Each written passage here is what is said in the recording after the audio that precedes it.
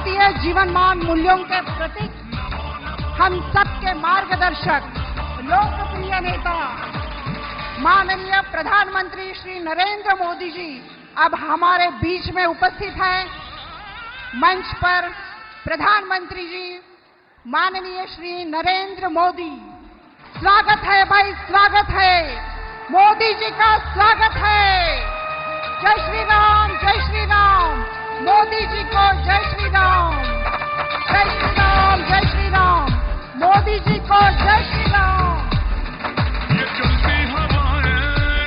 विश्व पटल पर भारत को एक मजबूत एवं बलशाली राष्ट्र के रूप में पहचान दिलाने वाले लोकप्रिय जनता के रूप लगातार तीसरी बार भारत के प्रधानमंत्री पद पर आसीन होने वाले हमारे देश के सम्माननीय आदरणीय प्रधानमंत्री माननीय श्री नरेंद्र जी मोदी,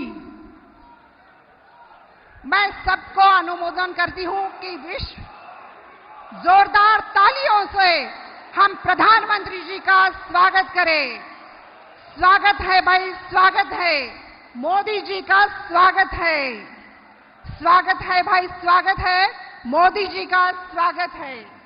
जय श्री राम, जय श्री राम, मोदी जी को जय श्री राम।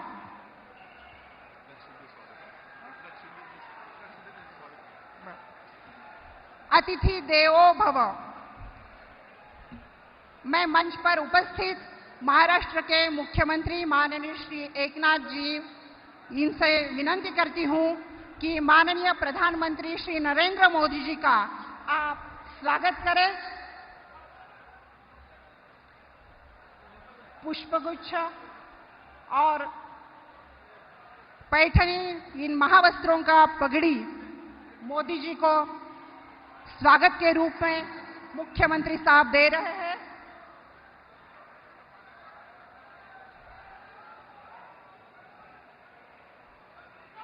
इन सभा में उपस्थित सभी से मैं निवेदन करूंगी कि तालियों के गूंज से आप सब लोग प्रधानमंत्री जी का स्वागत करें।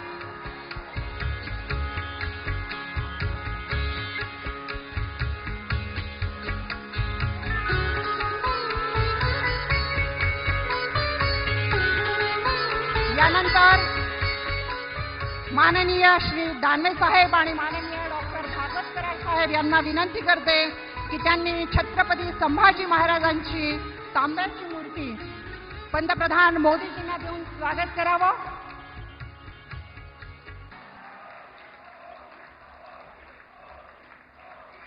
धन्यवाद सर।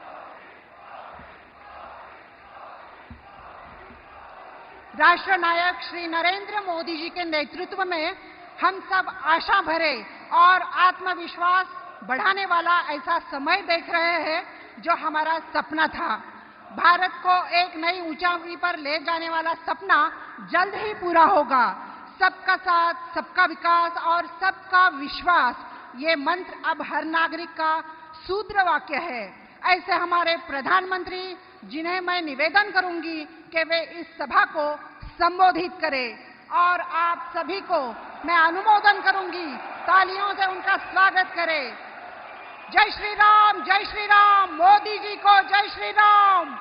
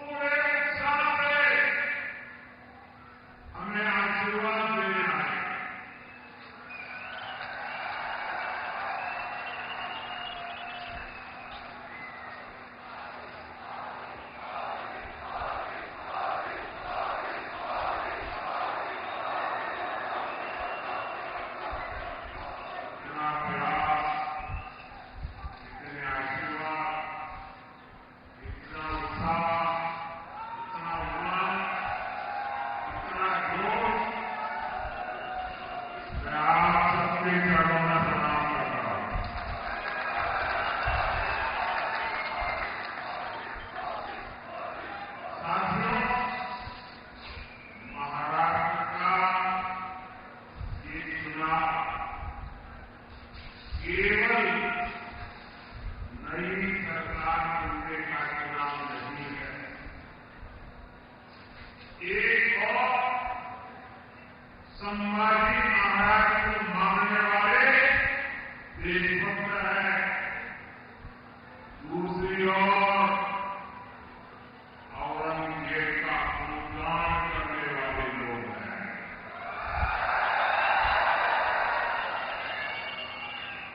पूरा महाराष्ट्र जानता है छत्रपति संभाजीनगर को उसका ये नाम देने की मांग बड़ा साहब ठाकरे ने उठाई।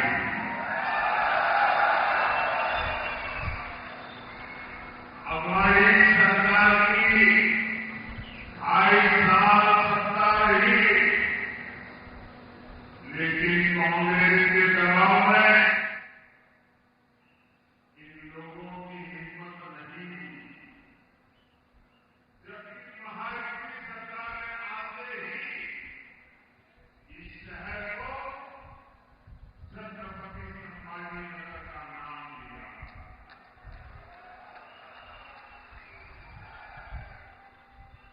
हमने आपकी इच्छा को पूरा किया। हमने बाला साहब ठाकरे की इच्छा को पूरा किया। और मैं शिंदे जी आपको और आपकी सरकार को भी बहुत बहुत बधाई देता हूं।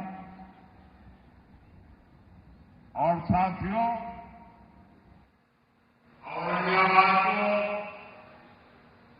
छत्रपति संभाजीनगर बनाने का सबसे ज्यादा तकलीफ इसे हुई थी। इसी कांग्रेस पार्टी को, अगाड़ी वालों को,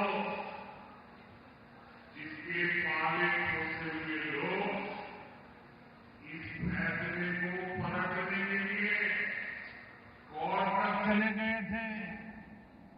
आप मुझे बताइए, जिन्हें संभाजी महाराज के नाम पर आपत्ति है, जिन्हें उनके हत्यारे में अपना मसीहा दिखता है, ये लोग महाराष्ट्र और मराठी स्वाभिमान के खिलाफ खड़े हैं कि नहीं खड़े हैं?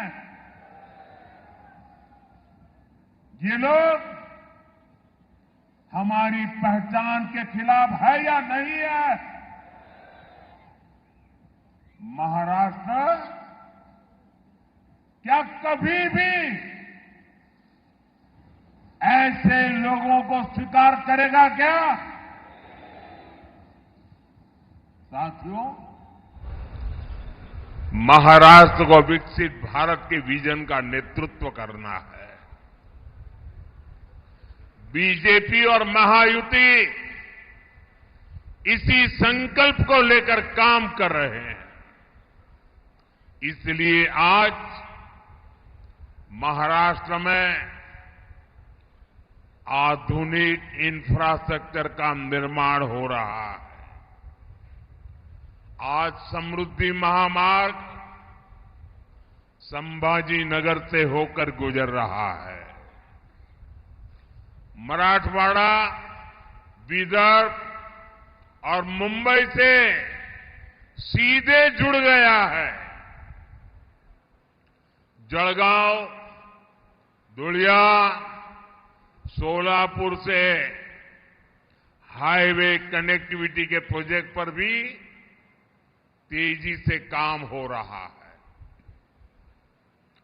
इस पूरे क्षेत्र में रेलवे को आधुनिक बनाया जा रहा है।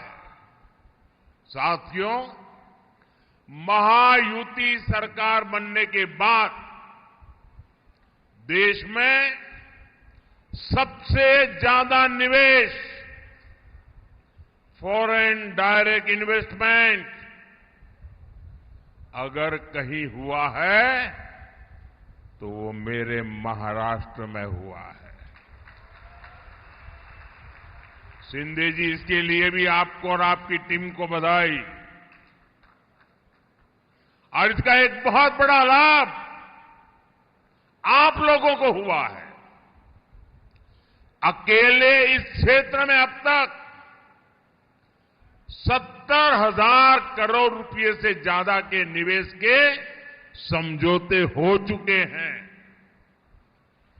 45,000 करोड़ रुपए के प्रोजेक्ट्स यहां आ चुके हैं।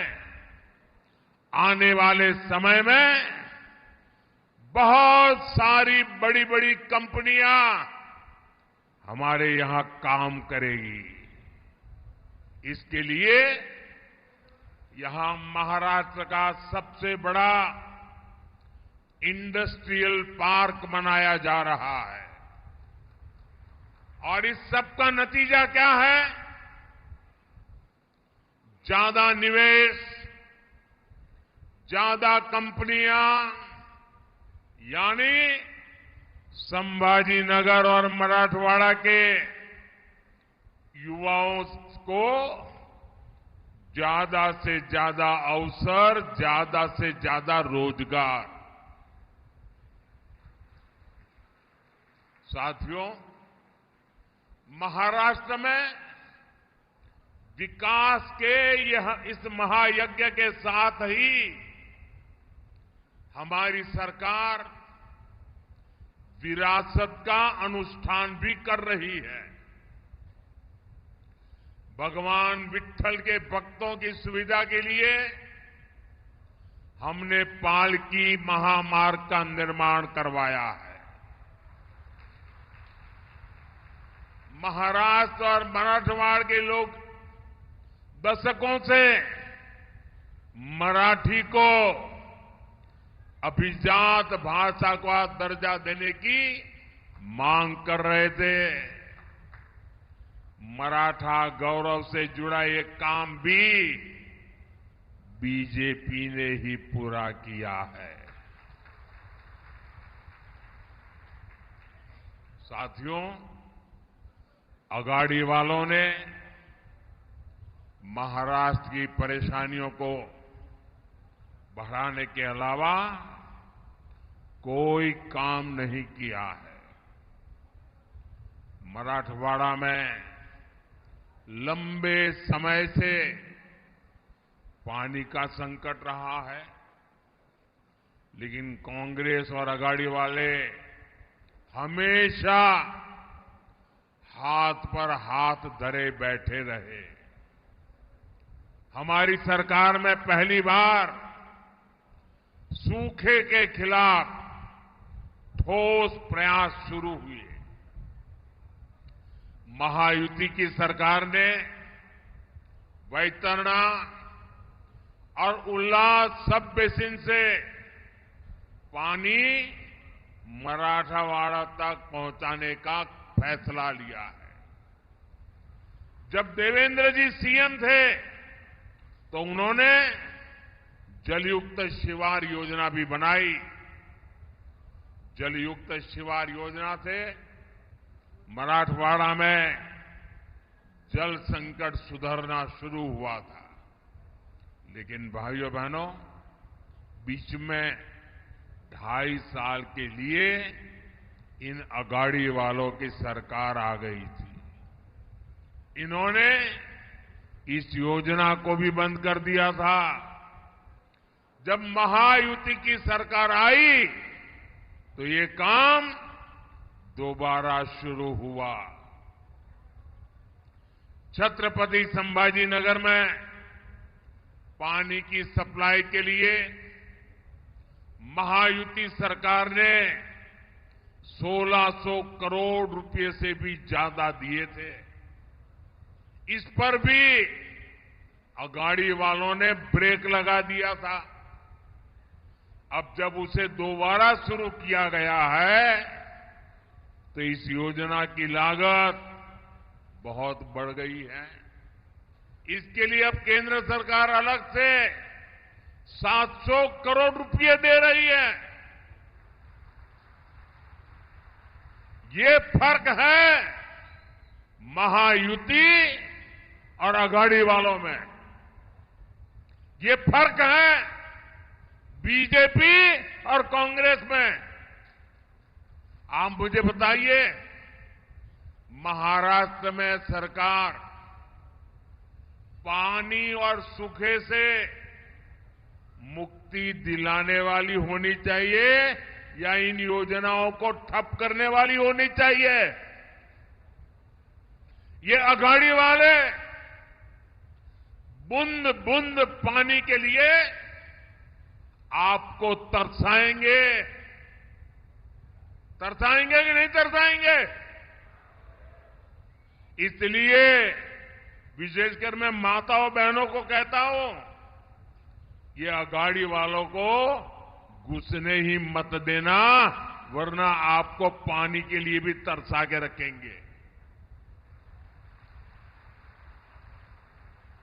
इसलिए मैं कहता हूं, भाजपा महायुति आहे तर गती आहे, महाराष्ट्राची प्रगती आहे।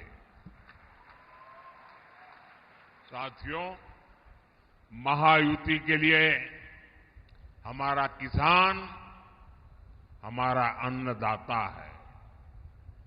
विकसित महाराष्ट्र का सबसे मजबूत स्तंभ है।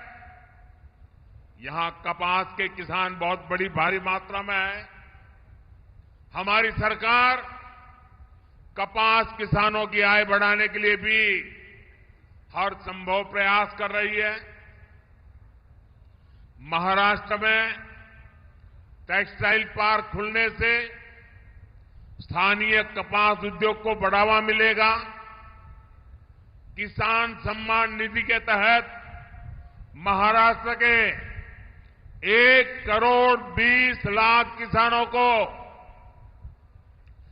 33,000 करोड़ रुपए से ज्यादा उनके खाते में जमा हो चुका है।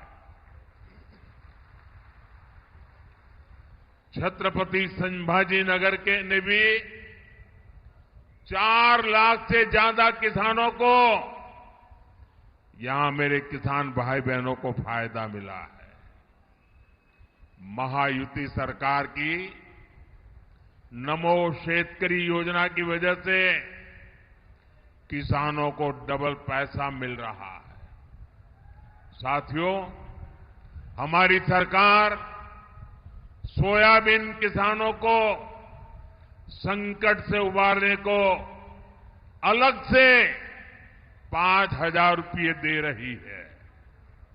महायुति सरकार ने सोयाबीन का न्यूनतम समर्थन मूल्य 6,000 प्रति क्विंटल करने का भी वायदा किया है।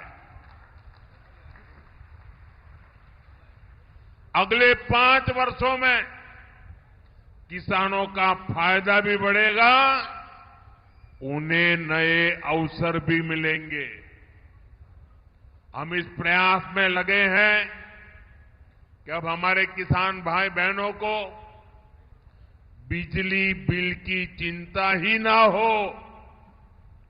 इसलिए हम हर खेत तक सोलर ऊर्जा पहुंचाने में जुटे हैं। बड़ी संख्या में सिंचाई के पंपों को सोलर पंप में बदला जा रहा है। यही नहीं, हमने डेयरी के काम में जुटे किसानों की भी चिंता की। हम गोपालक, पशुपालक किसानों को किसान क्रेडिट कार्ड की सुविधा दे रहे हैं। साथियों, कांग्रेस पार्टी सरकार बनाने के लिए विकास पर नहीं, बंटवारे पर भरोसा करती है। कांग्रेस दलितों, पिछड़ों, आदिवासियों को आगे बढ़ने से रोकती है, ताकि सत्ता पर पीढ़ी दर पीढ़ी इनका कब्जा बना रहे। इसलिए कांग्रेस शुरू से ही आरक्षण के खिलाफ रही है। आप देखिए, इन दिनों इंटरनेट पर पुराने अखबारों की तस्वीरें वायरल हो रही हैं। आपने भी न देखा हो तो जरा निकाल करके देखिए। आरक्षण को लेकर कांग्रेस की असली सोच क्या है, ये इन एडवर्टाइजमेंट्स में देख करके आज लोग इसकी चर्चा कर रहे हैं। आपको मालूम है, कांग्रेस पहले खुले आम कैसे कैसे विज्ञापन देती थी।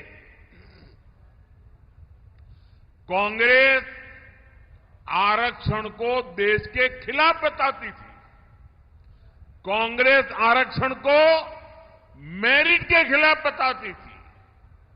कांग्रेस की मानसिकता और कांग्रेस का एजेंडा अभी भी वही है। इसलिए पिछले 10 वर्षों से ओबीसी समाज का प्रधानमंत्री इन्हें बर्दाश्त ही नहीं हो रहा है। उनको लग रहा है ये पिछड़ा कहां से आ गया।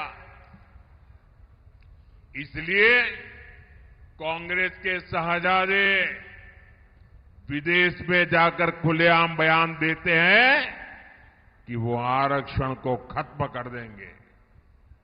भाइयों बहनों, अब अपने एजेंडे को लागू करने के लिए, उसे आगे बढ़ाने के लिए कांग्रेस और अघाड़ी एससी, एसटी, ओबीसी को छोटी छोटी जातियों में बांटने का षड्यंत्र रच रहे हैं।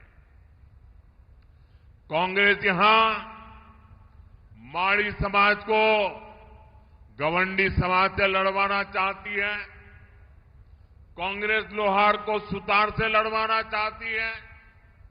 कांग्रेस चाहती है कि सोनार और कुंभार में जाति के नाम पर लड़ाई हो जाए। ये लोग वाणी और तेली जैसे समाजों को आपस में लड़ाना चाहते हैं। ये नावी धोबी को लड़वाने की फिराक में है। कांग्रेस सोच रही है कि ओबीसी जातियों में बटेगा तो उसकी ताकत कम हो जाएगी, और जब समाज की ताकत कम हो जाएगी तो कांग्रेस को बैठे बैठे ही फायदा मिल जाएगा। यही से कांग्रेस के लिए सत्ता में वापसी क्या मौके की तलाश चल रही है। और जैसे ही कांग्रेस को सरकार में आने का मौका मिला तो वो एससी, एसटी, ओबीसी का आरक्षण रोक देंगे। इसलिए एससी, एसटी, ओबीसी को इन साजिशों का शिकार नहीं होना है। और इसलिए भाइयों बहनों, हमें जागरूक रह करके एकता को बल देना है, एकता की ताकत को बढ़ाना है, एकता के मंत्र को जीना है। और इसलिए हमें याद रखना है, हम एक हैं तो सेफ है। हम एक हैं, हम एक हैं तो, हम एक हैं तो। साथियों, मैं आज देशभक्तों की इस भूमि मराठवाड़ा की धरती से एक और जरूरी अपील करना चाहता हूं। इस धरती ने सदियों से भारत की अखंडता के लिए, भारत माता के लिए बलिदान दिए हैं। महाराष्ट्र के लोगों के लिए देशभक्ति सबसे ऊपर है। लेकिन दूसरी ओर ये कांग्रेस पार्टी, कांग्रेस और उसके साथियों ने 370 को फिर से लागू करने का प्रस्ताव पास कराया है। आपने टीवी में, अखबारों में देखा होगा।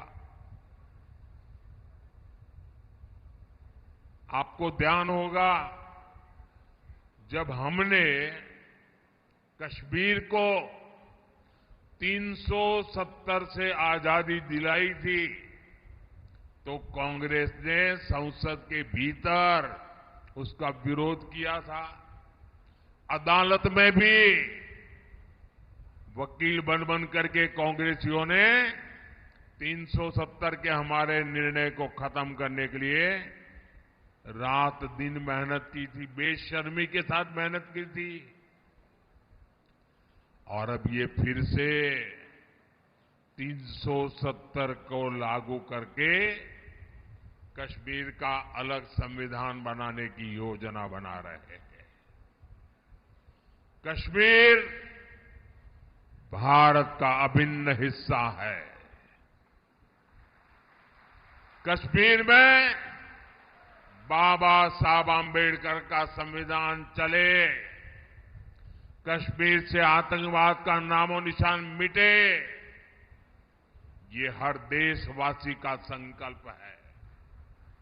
लेकिन कांग्रेस का सपना क्या है? कांग्रेस का सपना कश्मीर से बाबा साहब के संविधान को हटाने का है।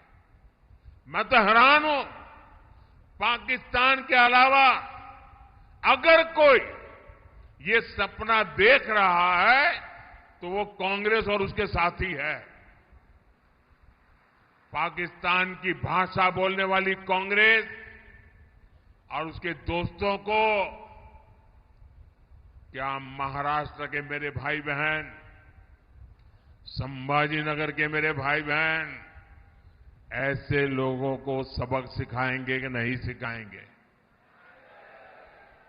साथियों, हमें महाराष्ट्र में एक मजबूत और निर्णायक सरकार की जरूरत है।